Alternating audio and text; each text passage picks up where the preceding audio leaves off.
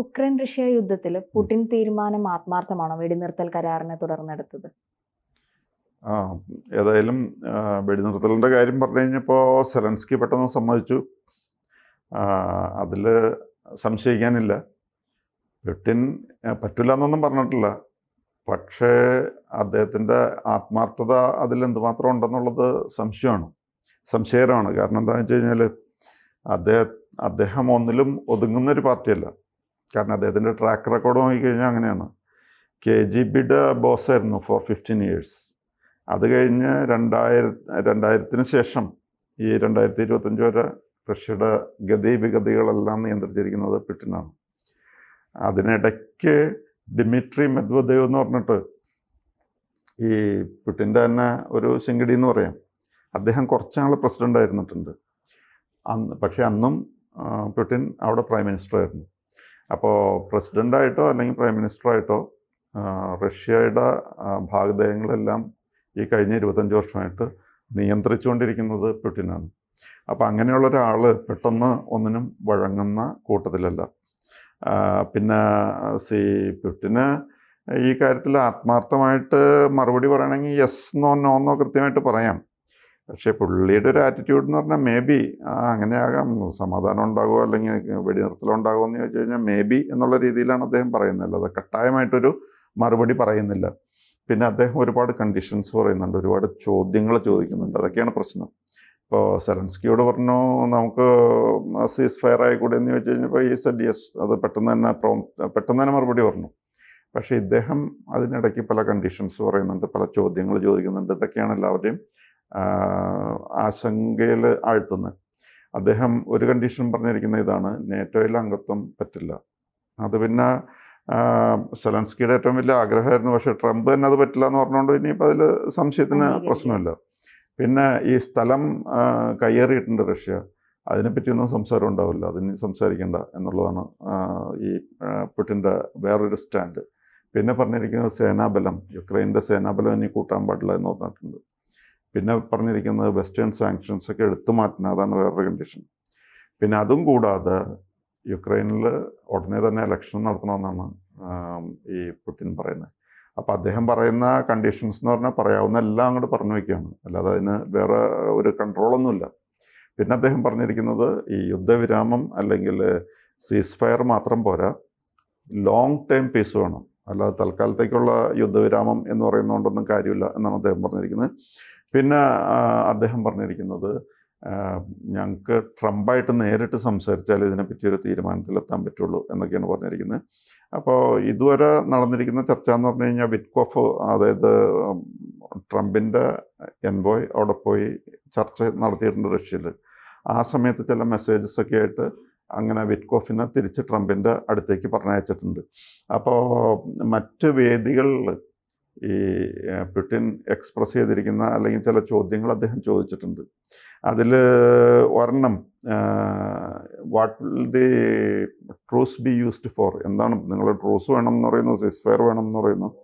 സീസ് ഫയറിന് എന്തിനു വേണ്ടിയിട്ടാണ് ഈ സീസ് ഫയർ ഉപയോഗിക്കാൻ പോകുന്നത്, അതാണ് അദ്ദേഹത്തിൻ്റെ ഒരു ചോദ്യം.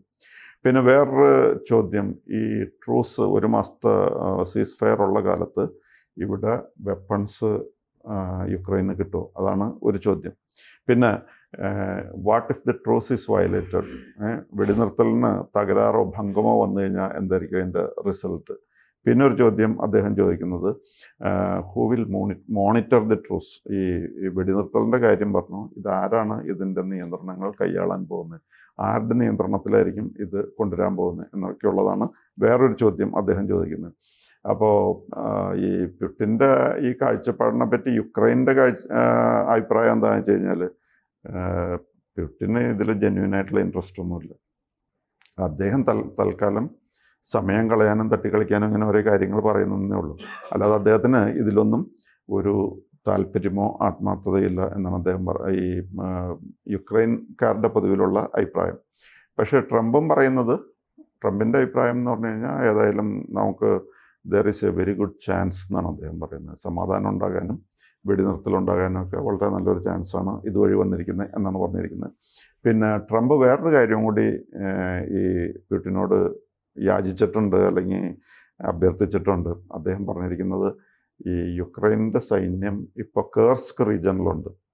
കേർസ്കിൽ അവർ വളയപ്പെട്ടിരിക്കുകയാണ്, സറൗണ്ട് ചെയ്തിരിക്കുകയാണ്. അപ്പോൾ പുടിൻ പറഞ്ഞിരിക്കുന്നത് 2 കണ്ടീഷൻസാണ്. ഒന്നില്ലെങ്കിൽ അവർക്ക് മരിക്കാം, അല്ലെങ്കിൽ അവർക്ക് സറണ്ടർ ചെയ്യാം. ഐദർ സറണ്ടർ ഓർ ഡൈ, അതാണ് അദ്ദേഹം കൊടുത്തിരിക്കുന്ന ഓപ്ഷൻസ്.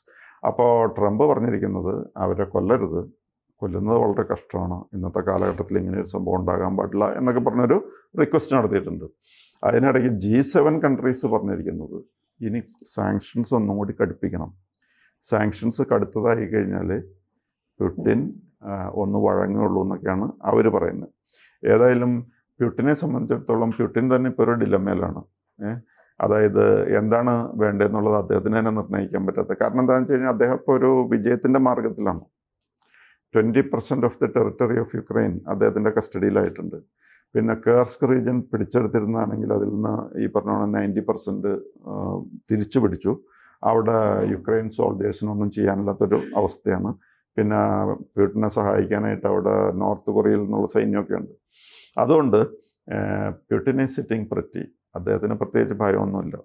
അപ്പോൾ ഉടനെ ഒരു വിജയം നേടിയെടുക്കുക, അൺകണ്ടീഷണലായിട്ട് ഉള്ള ഒരു സറണ്ടർ യുക്രൈൻ സോൾജേഴ്സിന് അറ്റ്ലീസ്റ്റ് കേർസ്ക് റീജിയനിൽ നടത്തിക്കുക, ഇതൊക്കെയാണ് അദ്ദേഹത്തിൻ്റെ ലക്ഷ്യം.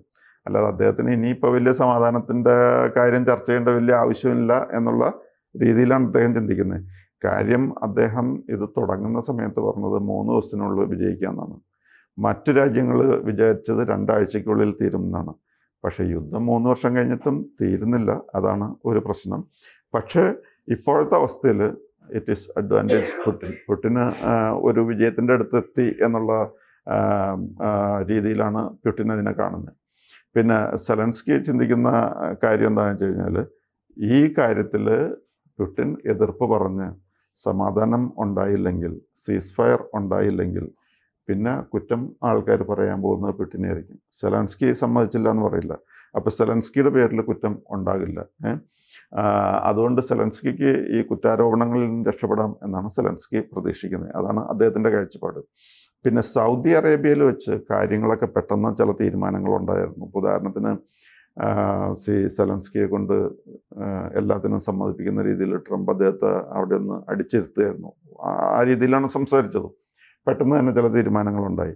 അതേപോലെ ട്രംപുമായിട്ട് സംസാരിച്ച് കഴിയുമ്പോൾ ഇനി വലിയ താമസം കൂടാതെ തന്നെ എന്തെങ്കിലും തീരുമാനത്തിൽ എത്താൻ കഴിയും എന്നാണ് പുടിൻ പ്രതീക്ഷിക്കുന്നത്. അപ്പോൾ ഈ ആഴ്ചയിൽ എന്തോ ഫോൺ കോൾ അവർ തമ്മിൽ നടക്കും. ട്രംപും പുടിനും തമ്മിൽ നേരിട്ടുള്ള ഫോൺ കോൾ ഉണ്ടാകും.